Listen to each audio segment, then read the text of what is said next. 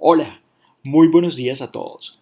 Soy Jaime Beltrán, coordinador de proyectos de la Fundación Gabo, y en el día de hoy quiero agradecerles su presencia en el seminario web Cómo informar responsablemente sobre el coronavirus, que se realiza gracias a la alianza entre la Fundación Gabo y el Facebook Journalism Project.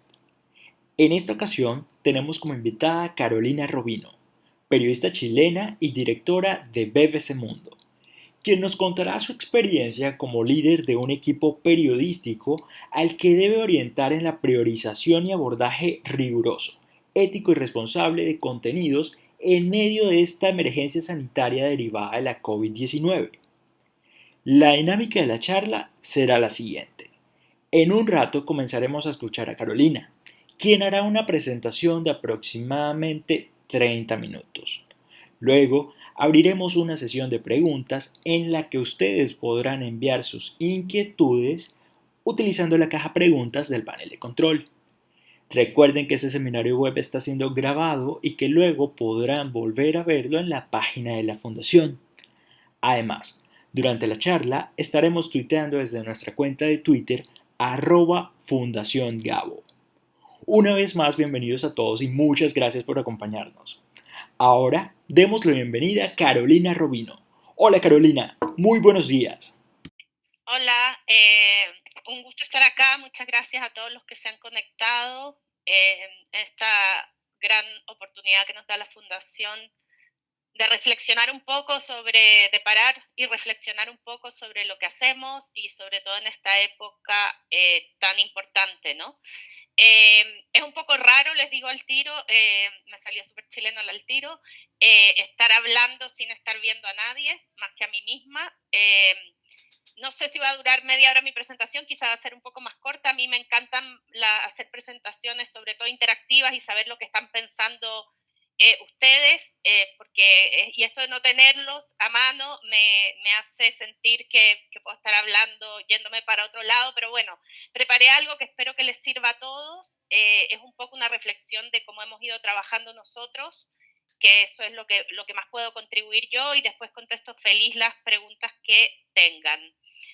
Tengo una presentación que voy a compartir con ustedes, que es más que nada una guía un poco, no se asusten que no voy a hacer un PowerPoint aburrido, pero no me deja esta cosa, a ver,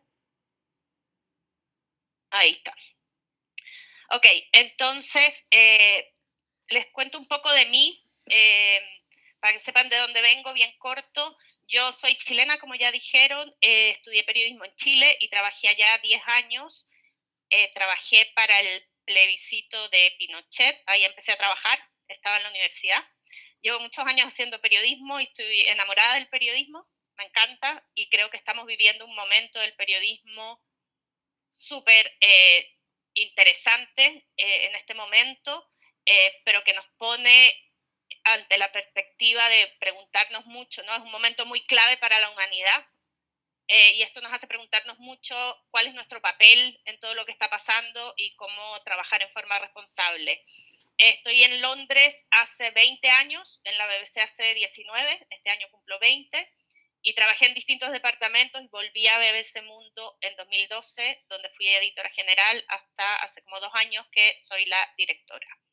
Entonces, la gracia aquí para mí creo es reflexionar en qué se diferencia la historia del coronavirus de otras historias, y quiero empezar un poco por volver al comienzo, hacer un poco de memoria y contarles a finales del año pasado, yo creo que empezaron los primeros indicios sobre el coronavirus, y lo primero que se escuchó, bueno, habían primero 40 infectados en China, se hablaba después, llegamos a un momento de 400 y nos preguntamos en la redacción muchas veces si lo hacíamos o no lo hacíamos.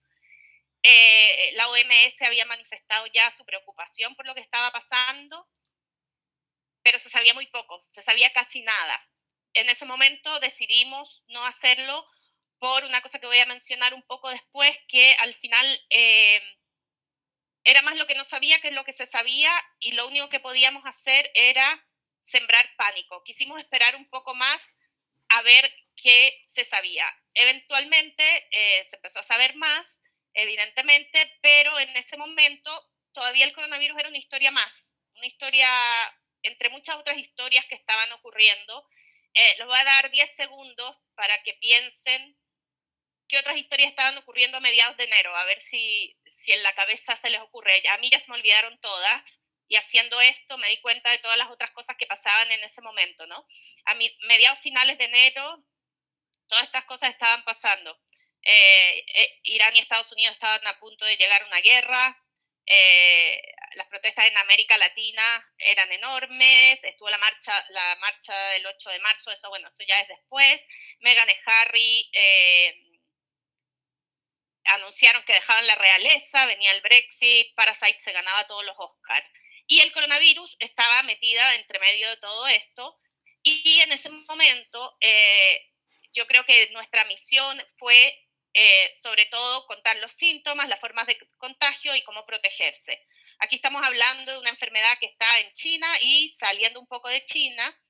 Y para que sepan, las tres cosas que aparecen arriba, informar, educar y entretener, son los tres pilares de la misión de la BBC. Y en ese momento creo que nuestra misión claramente era sobre todo informar y educar, ¿no? Educar sobre cómo protegerse, cómo intentar darle a la gente sobre todo las medidas de salud. Era una historia sobre todo de salud en ese momento.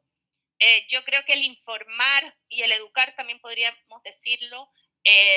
A mí me gusta decir que a estas alturas del periodismo y del siglo tiene que ver más con explicar que informar solamente. Pero bueno, después volvemos a eso, ¿no? Fue ganando terreno el coronavirus, y lo que pasó es que se convirtió en una historia global y se convirtió en una historia de vida o muerte. Y yo creo que ahí cambió un poco todo, o por lo menos a nosotros nos lo cambió, ¿no? Cambió la vida de la gente, cambió la forma en que trabajamos, la forma en que nos relacionamos, la forma en que nos abastecemos. Y todas esas cosas ante un cambio tan grande, evidentemente de alguna manera nos tiene que hacer preguntarnos a nosotros como periodistas cómo cambia lo que hacemos, ¿no? Eh, Recién el 11 de marzo se declaró la pandemia. Y esta se convirtió en una historia, no ese día, ¿no? Ya venía de ahí, pero ese es un momento que lo marca quizá. Se convierte en una historia que por lo menos yo en mi carrera siento que no habría cubierto nunca antes, ¿no? Porque es una historia que nos afecta a todos. Esto cambia bastante lo que hacemos continuamente, ¿no? Ni siquiera las guerras nos afectan a todos de la misma manera. Hay guerras que son más lejanas, otras que están más cerca. Los procesos políticos que nos parecen importantísimos. Yo hablo, por ejemplo, del proceso de la salida de Pinochet en Chile, un proceso que fue muy importante de cubrir, pero era un proceso en que uno sabía lo que venía, fuera cual fuera el resultado. Y en cambio ahora estamos ante un tema que expone la vulnerabilidad de la gente, que toca nuestro punto más humano, que es la vida, al final, y que nos tiene que hacer reflexionar sobre lo que hacemos, ¿no? Entonces, en el caso de la BBC es un servicio público. ¿Eso qué significa? Que nosotros, nuestra misión, nuestra razón de ser es servir a la audiencia. Y en este caso yo no creo que el periodismo haya cambiado radicalmente para nada, pero sí que profundizó los valores más importantes que tiene, ¿no? Se volvió mucho más relevante que antes, incluso que la información sea fidedigna, que la información sea la que debe ser, que la información sea relevante, que la información sea útil. Y no digo que antes no fuera importante, lo repito, es que ahora como que se profundizó. Si uno dice educar, entonces con el coronavirus yo creo que es educar, educar, educar.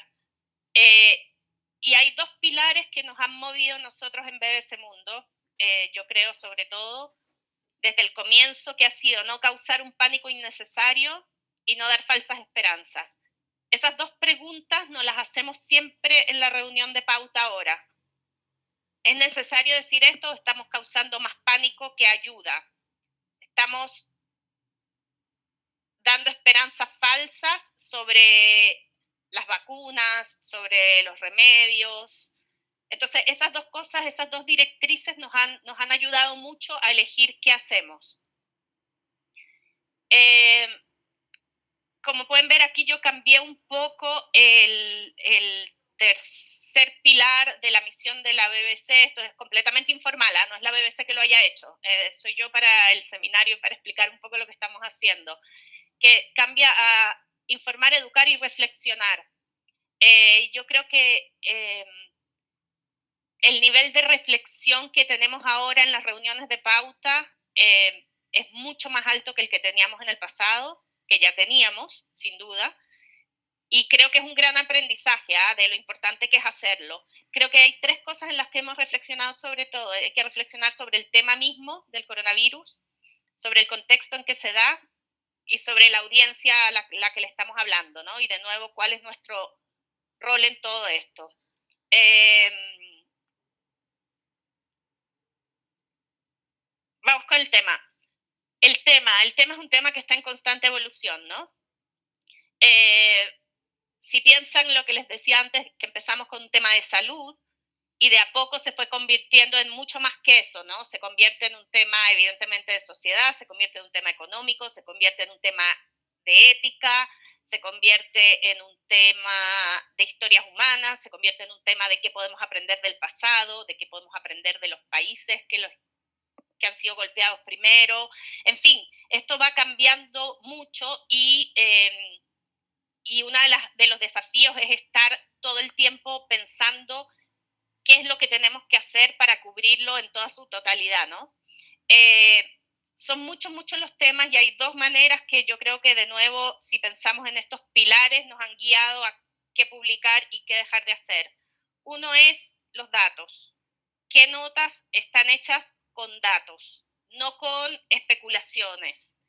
Eh, ¿Qué se sabe?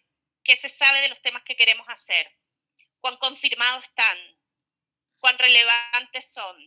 ¿De dónde salen? Obviamente las fuentes, ¿no? Están tomados de la mano. Entonces, eh, lo que estamos intentando, por ejemplo, con lo que se sabe, es, no sé si han visto que últimamente como ya se produce una cosa en que el tema médico no deja de ser relevante, pero el tema de cómo se transmite y eso, y cómo evitar el contagio y cómo hacer máscaras, todas esas cosas, ya hay un exceso de información que creo que la gente más o menos lo tiene claro. Entonces se empieza a ver qué sigue y yo creo que ahora se está haciendo mucha futurología. Intentar no hacer futurología es una de las cosas que nosotros hacemos. A eso me refiero con ya hay bastante pesimismo en sí mismo y con razones, ¿no? De la crisis económica que se viene. ¿Cuántas veces podemos decir eso? Lo dijo el Banco Mundial, el FMI, el Banco Internacional de Desarrollo, la CEPAL. Empieza cada uno a decir eso. Si lo dejamos solo en las cifras y hacemos cada uno de los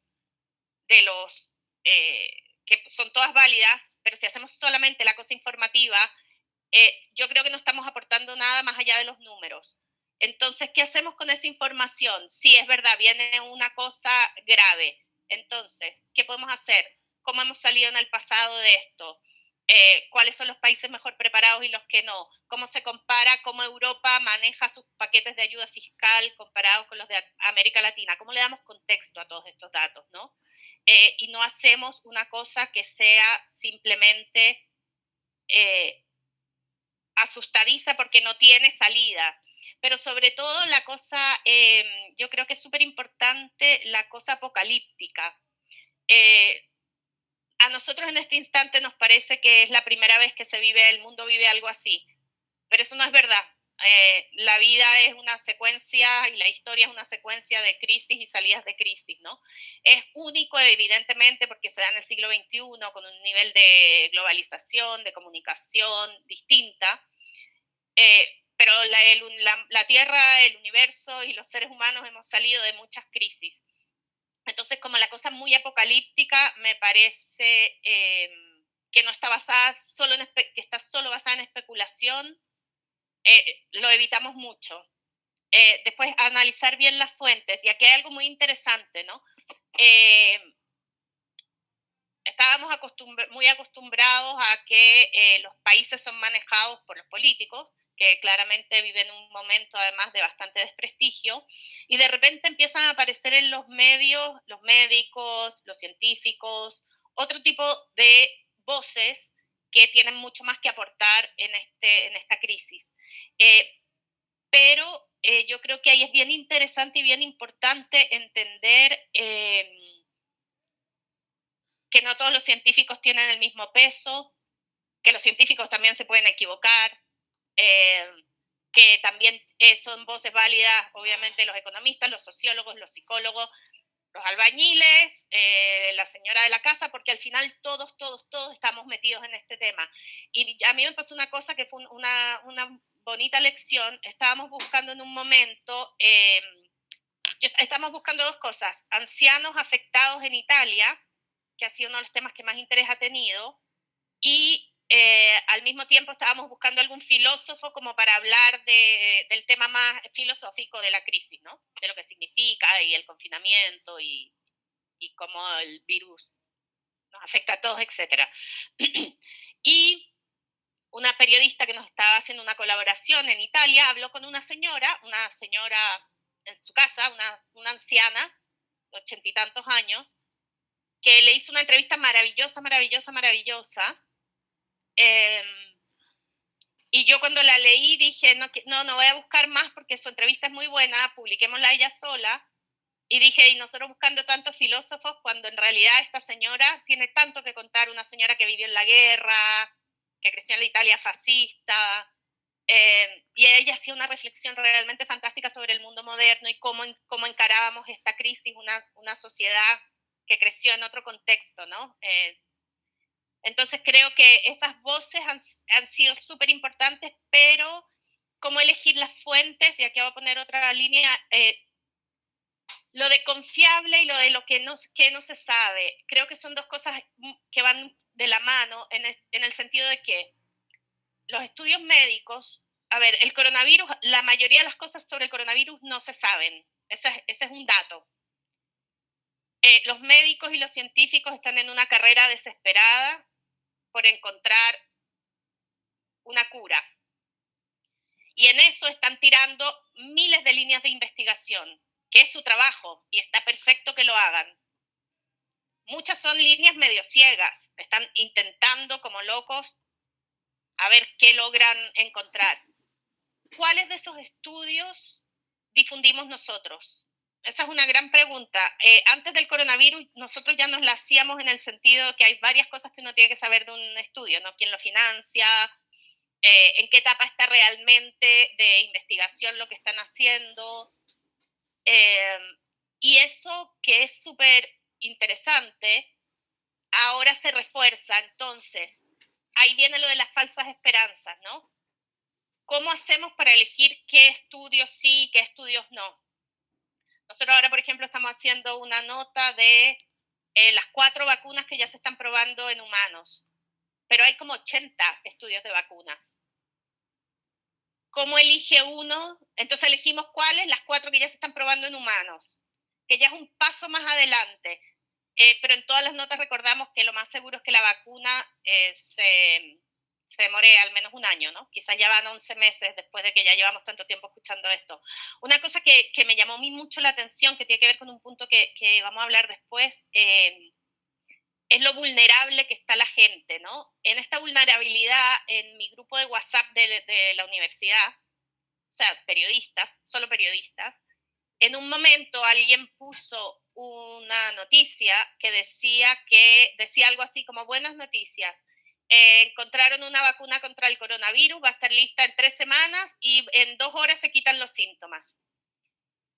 Y yo decía, Dios, ¿de verdad se lo están creyendo? Y seguían, ¿ah? Y no me metía, porque decía que pesada meterse allá, hasta que ya no aguanté más porque eran todos con eso. Y ahí sí les dije, chicos, esas cosas solo pasan en Viaje a las Estrellas. De verdad que, pero para mí, de verdad que se lo creyeran me impresionó mucho, y fue una gran lección de lo vulnerables que estamos, ¿no? Y de las ganas que tenemos de creernos que esto es un mal sueño y nos vamos a despertar muy pronto. Entonces, cómo manejar esas dos cosas, de cómo elegir cuáles estudios, creo que es un punto de reflexión, creo que es un caso a caso, pero creo que es un punto de reflexión súper importante, porque hay muchos que de verdad, y nosotros llamamos y preguntamos, y esto es con las fuentes, creo que es súper relevante en este momento, es llamar a las fuentes directas. Nosotros en este instante, que lo dice el New York Times, que lo dice el Washington Post, que lo diga El País, que lo diga la BBC, incluso si no somos BBC Mundo, yo digo, porfa, busquemos la fuente original. Es muy importante que estemos seguros de que lo que estamos diciendo es realmente útil y relevante. Me entendí un montón. El contexto. Estamos, obviamente, con sobreinformación, eso ya tiene que ver con el punto anterior, y con la necesidad de dar contexto. Se me olvidó hablar un poco de algo que es fundamental, que son las cifras. Y los números, que esto en el tema de evolución ha sido muy interesante porque hemos ido aprendiendo en la marcha también nosotros a cómo leer las cifras. No era tan fácil como parecía al comienzo. Es qué compara uno con qué. Creo que ha sido un proceso muy interesante de aprendizaje para todo el equipo. Yo creo que es bien, eh, es bien extraordinario lo que pasó, me imagino que en casi todas las reacciones, que es que se tomó la agenda del coronavirus completamente, y claro, nosotros no somos especialistas en salud, no somos todos periodistas médicos, lo cual hace, por una parte, o sea, el esfuerzo es doble, ¿no? Y, y lo de las cifras ahora tenemos un experto en cifras, no dos, pero al comienzo fue difícil porque es muy tentador ponerse a comparar y uno comete errores bastante graves, ¿no? Hay que tomar en cuenta todos los factores que uno tiene que analizar si quiere realmente hacer comparaciones. Los fake news son otro tema interesante, me parece, y sobre todo cuando uno tiene a gente como Donald Trump o a Bolsonaro, sobre todo a Trump, ¿no? Diciendo cosas, por eso pusimos la foto del cloro ahí. ¿Qué hacer con los fake news? ¿Cuándo desmentirlos y cuándo no? Yo ahí también, nosotros también tenemos una reflexión que hacemos constantemente, que es cuándo lo estamos desmintiendo y cuándo lo estamos potenciando. Yo creo que a veces si las cosas no salen de Twitter, que es un medio bastante endogámico de los periodistas, es mejor no hacerlo, porque le estamos dando más voz a algo que es mentira. Cuando decidimos hacerlo, creo que en esta cosa que hablaba de ser más estrictos con la información, es súper importante que en el título esté desmentido. Esto es una pelea que ha habido mucho tiempo en el periodismo digital, ¿no? Y yo siempre he dicho que, bueno, tampoco es mi responsabilidad si la gente solo lee el título. En este caso me parece que sí es. Porque, porque quizás solo leen el título. Y entonces un título que sea un poco más tirado a la curiosidad puede ser engañoso. Y si es engañoso en este caso, volvemos a que estamos jugando con la vida de alguien, ¿no? Entonces, por ejemplo, con lo del cloro o la lejía, como le dicen algunos, no sé cómo más le dicen blanqueador, no lo íbamos a hacer, aunque lo hubiese dicho Trump, porque es que tanta tontería, pero decidimos hacerlo con la respuesta de los médicos. Solo médicos hablando y criticando mucho a Trump. La de la hidrocloriquina también decidimos hacerla porque se había muerto gente ya en África tomando, con lo cual pasa a ser un tema muy relevante. Y la del ibuprofeno también la hicimos en su momento, porque eso sí estaba muy, muy viral. Pero hay muchas otras que no hemos hecho, y por ejemplo ahora estábamos pensando cómo hacemos, porque salió otros remedios que han salido,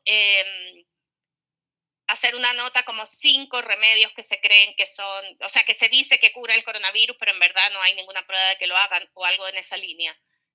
Como para seguir insistiendo en esos temas, pero sin tener que cubrir cada uno por separado. Hay muchas cosas que han salido que parece que fuesen científicos súper relevantes diciéndolo, y creo que es bien importante que no nos creamos que todo lo que los científicos, no hay científicos que tienen intereses políticos o intereses económicos, ¿no? La mayoría son adorables y gente muy accesible, pero hay que tener cuidado con creer todo lo que están diciendo, también ser ingenuo, ¿no? Nuestra labor como periodista en eso no cambia. Lo que nosotros tenemos que contrastar la información y estar y a las fuentes. Eso sigue siendo importante, aunque nuestras fuentes cambien. ¿Qué pasa con los otros temas? Eso era interesante también. ¿Qué pasa con el resto de los temas? Como ya les decía, nosotros llegó un momento en que el coronavirus se tomó la agenda de BBC Mundo completamente. Esto pasó por dos cosas. Una, porque había muchísimas cosas que informar al comienzo, todo lo que no se sabía, todo lo que iba pasando, todas las reflexiones que comenzamos a hacer, etcétera. Pero también porque no había interés de la audiencia en nada más en ese momento, entendiblemente. Pero obvio que hay otras cosas que siguen pasando en el mundo y que son importantes. Y en este momento estamos tratando de abrirlo más. Yo creo que una forma, y evidentemente noticias que hubo importantes las cubrimos, ¿no? Hubo toda una serie de noticias entre Estados Unidos y Venezuela, ha habido muchas cosas que se han cubierto, pero lo que hicimos de alguna manera fue aprovechar la oportunidad de que la gente, había tanta audiencia en los sitios de noticias, que es algo que voy a mencionar en un minuto, que hicimos, por ejemplo, 3 conflictos internacionales que quedaron eclipsados por el coronavirus. Eso era mi apuesta o nuestra apuesta a que la gente leyera, por ejemplo, la crisis de los refugiados en Grecia. Y sucedió, o sea, en vez de tomarlo como algo negativo, lo dimos vuelta y lo tomamos como algo positivo. Que era aprovechar esto que está pasando cosas. Pero ha sido también una lucha, que les interese otras cosas. Creo que ahora están pasando dos cosas. Una, que evidentemente se ha producido un cansancio y un agotamiento con el tema, ir a seguir informando porque hay muchísimas cosas que informar todavía. Está en América Latina el tema ahora mucho más candente. No sé si vieron lo que pasó en El Salvador ayer, esas fotos que eran bastante impresionantes en las cárceles con las maras, lo que ha pasado en Ecuador, lo que ha pasado en Perú, en Iquitos, bueno, en Brasil, evidentemente, y en todos los países, porque al final decimos que todos tenemos las cifras más o menos desinfladas, ¿no? Entonces es muy importante seguir con eso, pero también en América Latina y en otras partes del mundo, y hablaban que había protestas en Líbano, está sucediendo que ya se están viendo todos los problemas que habían antes del coronavirus. Yo digo, el coronavirus es como que hubiésemos metido la basura debajo de la alfombra, la alfombra es el coronavirus, y bueno, la alfombra ya, no sé, ya hace montañitas con la basura que hay abajo, y están empezando a haber protestas, saqueos. En Chile han vuelto a las calles, un grupo muy pequeño y muy extremo, pero eso está pasando y ahí está el desafío ahora sí hay un desafío más grande del balance entre cuáles historias cubrimos y cuáles no. Yo creo que, y esto tiene que ver con la audiencia, paso ahora a hablar de eso, esto tiene que ver sobre todo en cómo le hacemos la información relevante a la gente. O sea, antes de Internet y antes del coronavirus, los periodistas teníamos el falso privilegio, de alguna manera, de ser los que decíamos que es relevante. Pero no podíamos escuchar a la audiencia si nos rebatía o no nos rebatía, ¿no? Ahora sí, y ahora a veces sí, es una responsabilidad doble, evidentemente, pero yo siempre digo que si mi público no lee la guerra en Siria es porque quizás yo la estoy haciendo aburrida y poco interesante para ellos, mi público siendo América Latina y España, o el mundo hispanoparlante, si queremos poner a cualquier persona en cualquier lugar, o se lo estamos dando en un tiempo que no es el más apropiado. O sea, cuántas veces, y esto lo digo, cuántas veces uno puede decir a punto de caer el último bastión rebelde en Siria, y cuántas veces decimos eso, 1, 2, 3, 10. Claro que se los hemos aburrido a la gente. Entonces hay una responsabilidad nuestra en esto de la audiencia. Las audiencias me parece que esto sucedió con todos los medios. BBC Mundo, por ser un servicio público, tiene vocación de llegar a la mayor cantidad de público posible con información confiable, etcétera, ¿no? Eh, Creo que esta crisis mostró algo bastante interesante, no solo en, BBC, en la BBC, sino en todo el mundo de la prensa, creo, que es el enorme interés que tuvo la audiencia por el tema, ¿no? BBC Mundo llegó a tener dos días, 5 millones de usuarios únicos en un día. Eso es mucho más de lo que tenemos normalmente, que era 2 era un buen número, 2 millones. 5 es extraordinario. Y eso claramente nos pone en una posición de responsabilidad gigante, ¿no? O sea, todo lo que les he venido diciendo va pasando al mismo tiempo, ¿no? Es como una avalancha de información para uno también de pensar, ok, tengo toda esta gente leyendo, necesito que les llegue la información más relevante y mejor hecha. Eso hizo que también bajáramos un poco el número, no sé si bajamos el número de notas porque se convirtió en un solo tema, pero sí en esto de buscar las fuentes propias, de trabajar un poco más lento, de reflexionar mucho más de por qué sí o por qué no una historia, de buscar buenas entrevistas, de demorarnos un poco más, porque realmente es una gran responsabilidad, ¿no? Eh, y aprender de lo que buscan y de lo que están leyendo, ¿no? Si yo les pongo, no lo tengo abierto, no lo abrí. Si les digo, lo cerré, cuáles son las notas más leídas de BBC Mundo en este tiempo, es súper interesante, pucha, sorry, chao,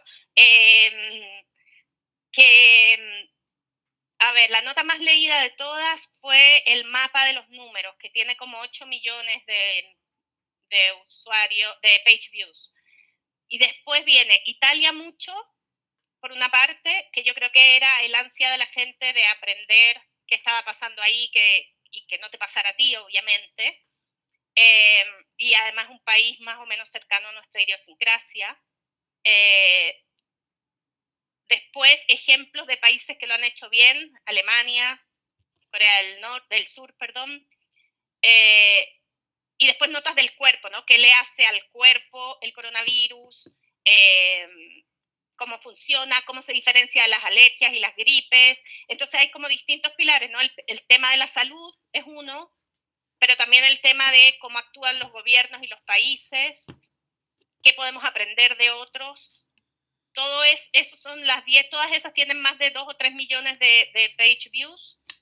Eh, lo cual es una alegría claramente, sentir que uno está contribuyendo con algo. El viernes publicamos una nota sobre Perú, sobre la zona de Loreto, que estaba muy abandonada por el gobierno, y después de leerla parece que mandaron ayuda a la zona, que también es claramente una gran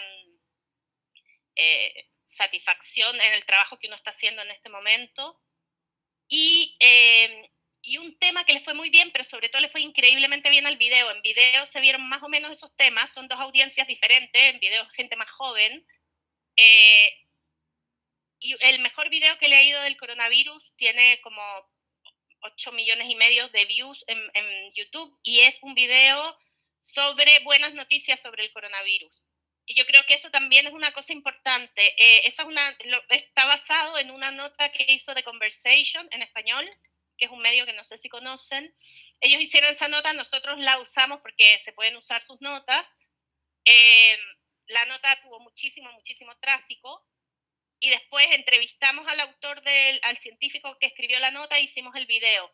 Y creo que eso también es importante, ¿no? Uno no, o sea, en eso de no crear falsas esperanzas, hay esperanzas que sí se pueden crear porque están basadas en datos.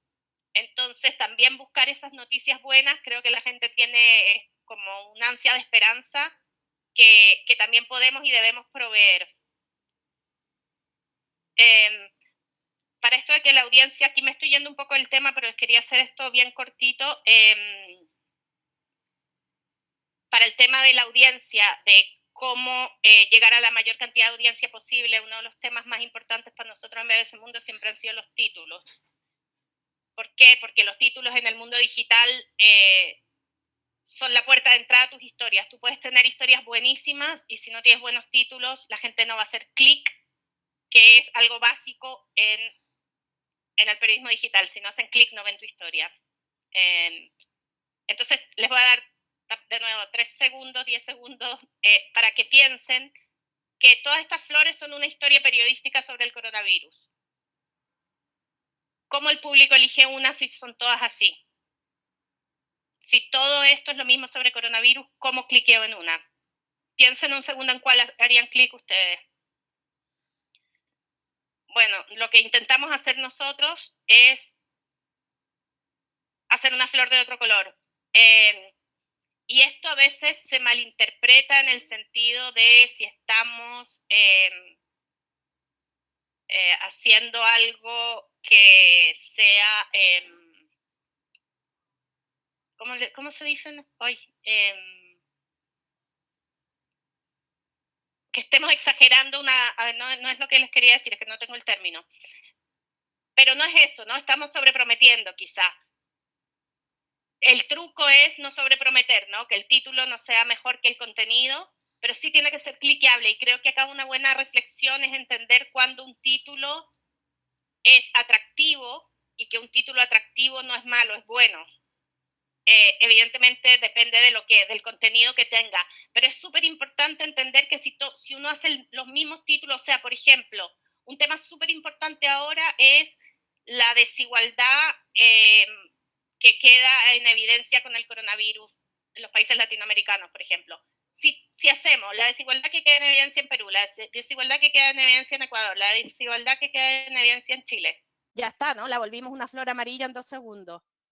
Y ahí está el desafío, cómo buscamos una historia que sea particular, tu puerta de entrada para después contar lo que está pasando. Y a veces lo que está pasando se puede contar lo mismo con los distintos matices que tiene cada país, pero es requete importante pensar en eso. Y en el SEO, mucho del tráfico que ha venido en este momento viene de ahí, ¿no? De lo que la gente está buscando. Y creo, bueno, y de lo que aprendimos, yo creo que es un poco, es un proceso en el que estamos ahora, que aprendimos o que estamos aprendiendo de lo que está pasando en términos periodísticos, ¿no? Y yo creo que eso de pensar más veces las historias que hacemos, pensar por qué son relevantes o útiles para la audiencia a las que le estamos escribiendo o hablando o haciendo un video, por qué nos parece que es relevante y cómo se la hacemos relevante, qué cosas hacíamos en la redacción que eran piloto automático y que esta crisis nos está mostrando que en realidad no tenían ningún sentido.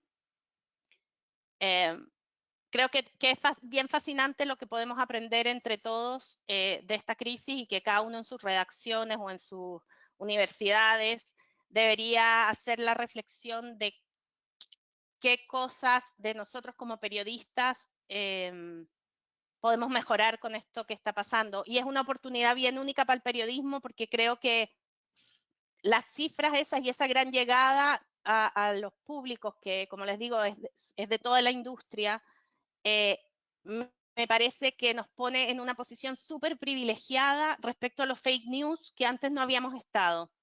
El hecho de que estemos llegando a tanta gente tiene claramente que ver con que la gente tiene necesidad de tener información confiable y tenemos que ver cómo aprovechamos esto para cuando el coronavirus desaparezca o vaya bajando y que es una pena si no lo aprovechamos. Y si alguien tiene una respuesta muy buena para eso, yo feliz se las escucho. Gracias. Carolina, muchísimas gracias por esta presentación. Te cuento que ya hemos recibido varias preguntas. Algunas de ellas durante la presentación pues ya las has ido respondiendo. Entonces preguntaré la primera que hace Sergio Lizarazo desde Colombia. Él dice, ¿cómo podemos hacer los periodistas que cubrimos COVID-19 para llegar a esas fuentes verídicas y plasmarlo de tal manera que cuidemos la objetividad, sin caer en el sensacionalismo? A las fuentes, bueno, hay varias maneras. Obviamente la primera es tratar de contactarlos directamente. Ha sido difícil llamándolos, ¿no? Buscando en las universidades que trabajan, en los Twitter, en Instagram. Los científicos, por suerte, hay toda una camada de científicos que decidieron hace unos años bajarse del pedestal en que estaban, y hay muchos científicos que se dedican a la difusión. Una buena idea es, si uno lee cosas científicas, ir haciendo una base de datos de esa gente para intentar ir contactándolos y que te conozcan y que quieran hablar contigo. Si no hablan contigo directamente, también es cierto que los científicos han estado bastante exigidos en esta crisis y hay un momento en que no te contestan, pero siempre tienes la OMS, que te puede confirmar cosas o te puede dar nombres de expertos. Tienes la Organización Panamericana de la Salud, tienes publicaciones científicas que puedes mirar, tienes las universidades que a veces tienen comunicados oficiales, que ya eso es algo mejor que nada. Yo lo que creo es que no tenemos que confiar en este instante, y no por desconfiados, sino por responsables, en lo que otros medios pueden haber publicado solamente, porque todos nos equivocamos, ¿ah? Todos cometemos errores, y en este caso creo que los errores cuestan más que lo que suelen costar. Entonces, me parece que partiendo por las organizaciones grandes, hay organizaciones más pequeñas, hay médicos especialistas, hay en tu país, por ejemplo, lo que yo digo es, hay sociedades de virología, o sea, no hay un virólogo con el que puedas hablar solamente. Buscar entre esa sociedad de virología a uno que valga, sabes, que ellos te puedan recomendar a alguien. Pero hay muchas maneras de entrar. También nosotros a veces, cuando ya no encontramos fuentes, usamos el Servicio Nacional de Salud de acá, el NHS, que en su sitio web tiene. En Estados Unidos está la Clínica Mayo. O sea, hay lugares que tienen mucho prestigio y que tienen mucha información online. Y yo creo que si uno es transparente y dice, esto está en el sitio web de el NHS, en Colombia debe haber, ¿sabes? El colegio médico, o sea, hay mucho, quizás un buen ejercicio en estos tiempos ponerse a hacer bases de datos, ¿ah? Porque yo creo además, y esto lo venía viendo hace tiempo, que los temas de salud y ciencia van a ser mucho más relevantes de los que eran después de esta crisis. Así es, Carolina. La siguiente pregunta nos llega desde Perú y la hace William Alexander. Él dice, ¿cómo frenar los fake news en los medios informativos en tiempos de coronavirus, debido a que genera alarma y temor en la población? Bueno, los fake news no deberían aparecer en medios, nunca. Son como el caldo de cultivo de las redes sociales, ¿no? Yo creo que haciendo periodismo, básicamente, o sea, tenemos que cuestionarnos las cosas que escuchamos. O sea, por eso les digo, por eso les puse el ejemplo de lo difícil que es en esta crisis, de mis amigos periodistas que se creían que, imagínense que crean una vacuna que te quita los síntomas en 2 horas, no existe para nada, no existe para ninguna enfermedad eso. Entonces, es eso, contrastando las fuentes, buscando tus fuentes originales y sobre todo haciéndote las preguntas básicas, ¿no? Hay una que es la primera de todas, que es si la cosa tiene sentido común o no.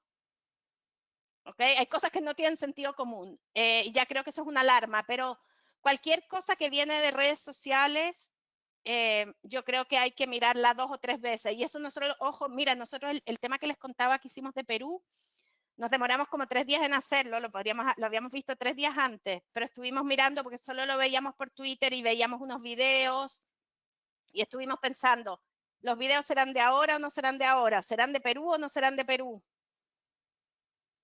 Si solo está en redes, y hasta que logramos hablar con alguien en la zona y ahí nos dimos cuenta que la historia sí existía. Entonces hay una cosa de tiempo que es bien importante, ¿no? Yo creo que esto de, de que nosotros no tenemos por qué llegar primero a nada, es una de las grandes cosas que nos dieron las redes sociales, yo creo, ¿ah?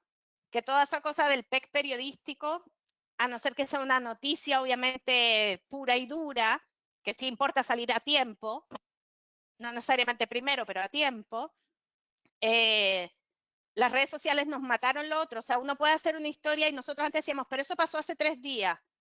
A la gente no le importa si pasó hace 3 días. Si se lo estás contando bien y le estás dando información que para ellos es relevante y útil, nadie te dice esas historias de hace 3 días. Esas son, los periodistas tenemos mucho que reflexionar sobre cuáles son nuestras propias, nuestros propios vicios como periodistas que nos impiden hacer buenas historias. Y eso de los fake news es buscar, buscar y buscar. Confirmar, contrastar, confirmar, contrastar. De acuerdo. Ahora tenemos la siguiente pregunta que la hace Jimmy Tapia desde Ecuador. ¿Qué aristas del coronavirus no se han abordado informativamente y se deberían de informar? ¿Y cuál es el mayor error cometido por los periodistas al abordar el tema del coronavirus? Wow. A ver, déjame pensar, esta está más... A ver, ¿qué temas no? Yo creo que... No, no creo nada, tengo que pensarlo. ¿Qué temas no se han abordado? Hay temas que a veces son difíciles porque se vuelven repetitivos. No sé cuánto hemos abordado, estoy aquí improvisando mi... no sé, nosotros sí hemos abordado lo suficiente, por ejemplo, los esfuerzos de América Latina por encontrar vacunas o por trabajar en la cura. No sé si hemos destacado suficiente a los científicos, que hay muchos trabajando en eso. No sé, pero todavía no sé. Hay muchos temas que, mira, que yo creo que el tema este va a ser para largo. Entonces, por ejemplo, ahora nos estábamos preguntando, ¿es momento o no? Hay varias querellas contra China. Por haber dejado que el virus saliera, ¿no? ¿Es el momento o no es el momento de hacer si China puede ser juzgada internacionalmente? No lo sé. Yo no creo que haya tantos temas como que no se hayan cubierto, como que van a ir surgiendo nuevos temas y que tenemos que estar pendientes de cuáles son esos nuevos temas. En un medio como ese mundo, para nosotros es más difícil cubrir el, el detalle de cada uno de los países, porque se repite mucho. Pero sí creo que en cada uno de sus países sí deberían pensar quizás cuánto han cubierto de su propio país y cuánto han cubierto de otros países que pueda servir para dar más contexto a lo que pasa en sus propios países. Eso siempre me parece que es muy relevante, que cuando trabajamos en medios nacionales tendemos a mirarnos mucho el ombligo. Y esta es una epidemia muy, muy, muy, muy global, ¿no? Yo creo que es más eso, es como los temas que están por venir y cuándo es el momento de cubrirlos. ¿Cuál era la segunda parte de la pregunta? La segunda parte de la pregunta decía, ¿cuál es el mayor error cometido por los periodistas al abordar Ah, el tema del coronavirus? eh, yo creo que el mayor error que podemos cometer es adelantarnos. Es que de nuevo hay una cosa con el timing, ¿no? Adelantarnos y crear pánico innecesario. Porque, por ejemplo, la cosa económica que se viene muy mal, hay muy pocos datos. Entonces, ¿cuántas notas puedes hacer sobre va a haber hambre, va a haber falta de agua, va a haber falta de alimentos, va a haber, mamá mía, todavía no sabemos, y eso es lo que les digo, sí, que el mundo no, viene una crisis, eso no nos podemos meter como el avestruz de la cabeza bajo la tierra, pero no sabemos cuál va a ser la magnitud, porque no sabemos cuánta ayuda va a llegar de los organismos internacionales, qué cambios se van a ver obligados a hacer los gobiernos. Si no los hacen, qué protestas van a, a generar. Hay un tema súper interesante que no sé si lo han cubierto, pero que a mí me fascinó cuando lo hicimos y estamos tratando de hacer más y no nos ha resultado porque no nos contestan, que es el caso de Portugal. Portugal no solo manejó muy bien la crisis cuando vio lo que pasaba en España, que Grecia también hizo lo mismo. Son países pobres que cuando vieron lo que pasaba en Italia y en España dijeron, si esto nos llega a nosotros así, nosotros no podemos manejarlo y se nos va a morir mucha gente porque no tienen sistemas de salud que puedan cargar con eso. Pero lo interesantísimo que tiene ese país es que la clase política está unida. ¿Me lo creen o no me lo creen? Increíble. Entonces la oposición va en el Congreso y dice, no podemos estar en contra del presidente porque la suerte del presidente es nuestra suerte, porque la suerte del presidente es la suerte de nuestro país, del primer ministro, etcétera. Y esa me parece una historia fascinante. Yo creo que ahora se viene una cantidad de historias muy fascinantes sobre, esta es una historia que nos pone frente a nuestra humanidad, y eso incluye la humanidad de los políticos. Y aquí vamos a ver quién va por lana y sale trasquilado, y quién logra cosechar una buena, después de lo que siembre, ¿no? Pero viene un momento, yo creo, bien interesante de lo que hagan o no hagan los países. Así es. Carolina, el siguiente comentario lo hace John, no puso el apellido. Él dice, entiendo que la agenda periodística en estas últimas semanas ha acaparado el tema del coronavirus COVID-19. ¿Cómo hicieron los periodistas de la BBC News, aquellos que nunca habían abordado temas de salud, virología, pandemias, etcétera, para redactar sobre ellos sin cometer errores? ¿Hubo capacitaciones? Eh, ha habido capacitaciones pocas. A ver, la BBC como BBC grande tiene una sección de salud importante donde nosotros podríamos ir y preguntar, y usamos material de ellos también. Lo que hacemos como equipo es, claramente hay gente que en el pasado ha hecho temas de salud, o gente que tiene más interés particular o que tiene más capacidad de entender temas como estos. Entonces lo que hemos hecho es más bien dividir al equipo de acuerdo a temas que les son más afines y más fáciles de reportear. Entonces sí hay gente que se ha dedicado más a hacer temas de economía, o sea, como hablamos al comienzo, o sea, no es solo de salud. En salud ponemos en general a gente que ya tenía cierta experiencia, porque nosotros hacemos salud hace mucho tiempo. Tenemos índices de salud y de ciencia y son dos áreas para nosotros muy importantes. Entonces teníamos algo de background. Esto es como todo igual, se aprende leyendo, leyendo, leyendo, haciendo entrevistas, haciendo entrevistas, haciendo entrevistas. Yo tengo una periodista, por suerte, que yo digo que no existe ninguna persona en el mundo con más sentido común que ella.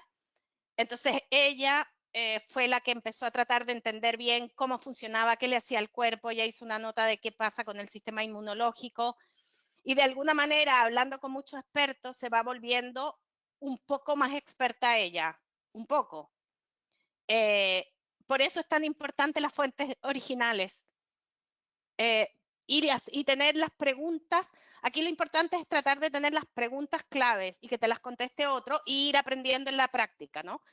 Y eso es lo que hemos hecho. Ha sido un poco escalonado.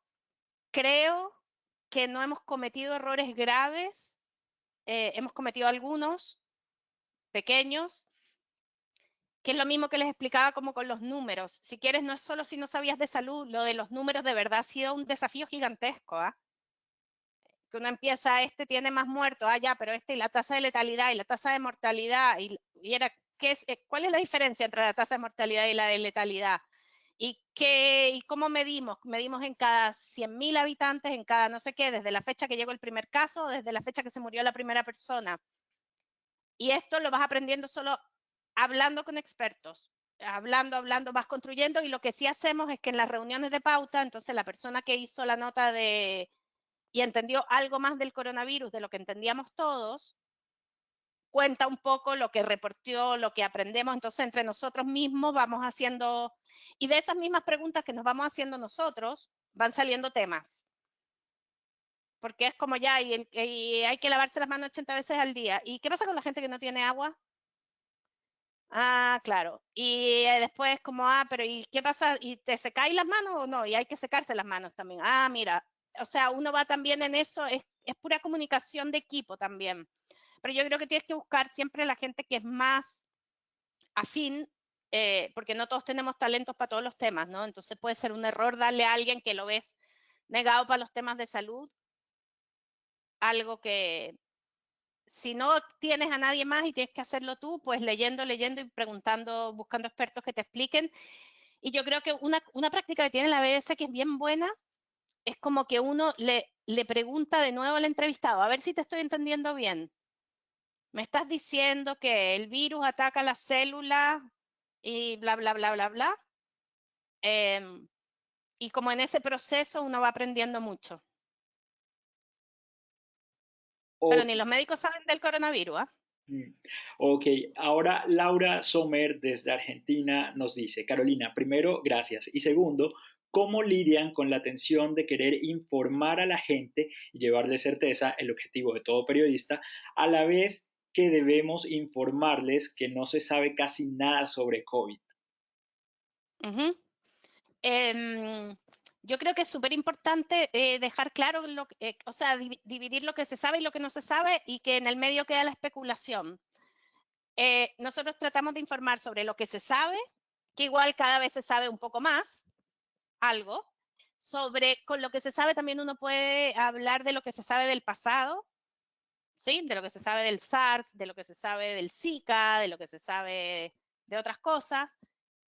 Y de lo que no se sabe, yo creo que uno puede informar exactamente eso. Eso es una noticia. O sea, eso es una historia. Lo que no se sabe es una historia. Porque pone en contexto, o sea, 5 cosas que los científicos todavía no saben ni entienden del coronavirus. Eso es una historia súper válida. Eh, y yo creo que depende del número que hagas, cómo uno balancea, ¿no? Como entre no vas a estar todo el día, no se sabe nada, no se sabe nada, porque eso la gente se deprime y no le sirve para nada saber eso tampoco. Pero lo importante para mí es no informar sobre la incertidumbre, que es distinto a lo que no se sabe. Lo que no se sabe es lo que no se sabe. Eso hay datos sobre eso. Entre medio hay un territorio más gris, que es el que me parece que es el más complicado, porque es cuando tratamos de hacer que se sabe lo que no se sabe. Y ahí sí es complicado, porque ahí sí estamos mintiendo. Entonces, lo que no se sabe es una historia en sí misma que a mí me parece súper válida hacerla y necesaria para también que la gente tenga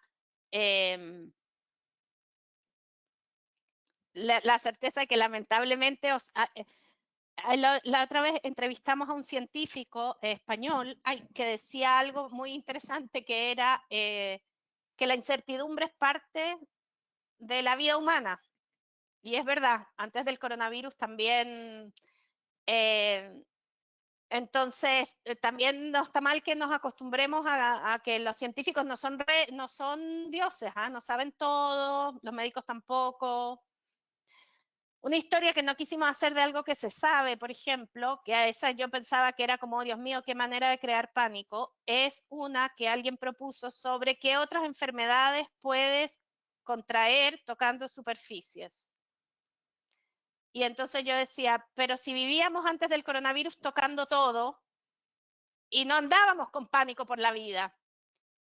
Entonces, esas son las cosas. Sí hay enfermedades seguro, pero ¿cuál es el aporte en este momento aparte de crear más paranoia y más miedo? La gente tiene miedo, ¿ah? Y con razón. Entonces, quizás en otro momento de la vida uno puede hacer esa historia, pero ahora me parecía que es agregar más pánico a algo que no te aporta nada. Porque sí, claro que te puedes agarrar. Yo tengo un herpes ahora en la boca, que no sé dónde me salió, pero que no está relacionado con el coronavirus. Carolina, en ese sentido nos preguntan, muchas personas han decidido alejarse de las noticias puesto que tanta información les estaba generando estrés y mayor pánico. Uh -huh. ¿Cómo han analizado y trabajado sobre este tema para no generar este tipo de reacciones en sus audiencias? Yo creo que, a ver, yo creo que hay una parte de lo que uno hace que uno puede controlar y otra que no. Si les digo yo, termino de trabajar y leo novelas y escucho podcast de cualquier cosa y trato de no ver más noticias porque encuentro que ya es suficiente con lo del día. Creo que la gente que dejó de ver noticias, a ver, creo que los números dicen que la gente vio más noticias que nunca. no solo en BBC Mundo, como les decía, sino en los medios en general. O sea que creo que, ahora bien, mucha de esa gente es gente que usualmente no consume noticias. Entonces hay una gente que deja de ver noticias porque nunca consumió y ahora estaba interesada por un momento en, en ver cómo no se moría, digamos, y en qué estaba pasando en el mundo. Creo que va a haber una cosa normal de gente que deja de ver. Hay otros que dejan de ver por una cosa de salud mental y que yo creo que eso no puede ser o sea, ahí no podemos hacer mucho, ¿no? Me parece que es muy sano de la gente que cree que le hace mal dejar de verlas. Nosotros en este caso en particular tomamos la opción, como les decía, que cambiamos entretener por reflexionar, porque por ejemplo en un momento pensamos en hacer algo sobre la cantidad de memes que estaban saliendo, ¿no? Que eran muy divertidos algunos, frankly, y yo me reía mucho. Y después dijimos, en realidad, ¿es nuestra labor en este momento hacer esto? Si la gente ya los está viendo en redes sociales y se están riendo con eso, ¿quiero yo eso o quiero realmente informar a la gente sobre las cosas que son importantes para su vida? Creo que todo tiene que ver con lo que hemos dicho antes de cómo balanceas tu contenido, ¿no? Si estás repitiendo todo el tiempo cosas negativas por gusto, que ya no aportan nada, y aquí me refiero, y es como, el Banco Mundial dice que va a haber 500 millones de muertos, y al día siguiente el FMI dice que va a haber 514, y después el otro, no, van a ser 450. ¿Qué te importa a ti todo eso, todos esos números? Entonces, si haces eso, claro que la gente se agota. Creo que la gente no se agota de cuando le estás dando información que realmente les es útil y tiene contexto. Y ahí te incluyo de nuevo lo de las noticias buenas, lo de que no vamos a hacer noticias buenas que inventamos, pero hay muchas. Hay gente que se ha reinventado económicamente, hay gente que no sé, se ha encontrado a sí misma, hay un montón de cosas que están pasando. El científico este que nos entrevistábamos, que era una bien bonita historia que no logramos hacer por distintos, que era una historia bien bonita de la cantidad de padres e hijos que se están conociendo por primera vez gracias al coronavirus. Porque claro, la gente vive en la casa, pero no, entonces hay muchas historias que uno puede contar. Eh, y creo que la responsabilidad de uno es tratar de hacerlo lo más balanceado posible, pero uno tiene que saber también cuál es su misión o lo que uno quiere entregar en ese momento y nos podemos estar equivocando, ojo. Pero me parece que la gente que se va y deja de ver noticias porque le parece que es demasiado, hace bien en hacerlo, la verdad. Así es. Carolina, ya se nos está acabando el tiempo, no podemos responder todas las preguntas, pero para cerrar tenemos una pregunta que la formula Carol Pineda desde Cartagena, Colombia. ¿Han aplicado en algún caso el enfoque de periodismo constructivo o periodismo de soluciones, cubriendo algunas respuestas y salidas a la crisis mundial, ya sea desde la salud o lo económico o social? Sí, sí. O sea, yo creo que cualquier nota, eso es lo que les decía antes, ¿no? Que ya en vez de hacer solo una nota sobre la crisis económica que viene, es como que aprendemos de las crisis pasadas y cómo podemos salir de esta, modelos que han servido para salir de crisis anteriormente, en salud también. Al final, todo el conocimiento que tiene que ver con cómo se manejó antes y cómo se puede manejar ahora, las vacunas que se están desarrollando, todo eso de alguna manera va ayudando, como hacen cosas sobre cómo dormir mejor. No sé si ustedes tienen pesadillas, yo tengo unas espantosas. Cómo dormir mejor, cómo funcionar mejor en la casa, cómo mantenerte bien alimentado, yo qué sé, ¿no? Sí, siempre eso es parte de lo que intentamos hacer.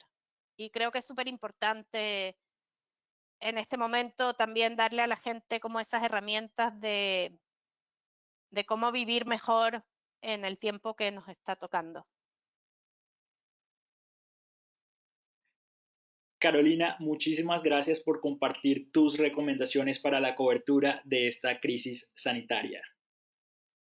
No, no, muchas gracias a ustedes, en serio. Ojalá que haya sido útil, como no había nadie. eh, ojalá que les haya contestado sus preguntas y, y mucha suerte a todos y cuídense. Claro que sí, aprovecho este espacio también para comentar que Facebook invierte $2 millones para apoyar el periodismo en América Latina durante la pandemia por COVID-19. Puedes conocer todos los detalles en nuestra cuenta de Twitter o entrando a la página del Facebook Journalist Project. Ahora, Carolina, te pediré que por favor sigamos a la siguiente presentación donde tenemos el enlace de la encuesta. Voy. Ay, chupaya, espera, es que está difícil. Voy.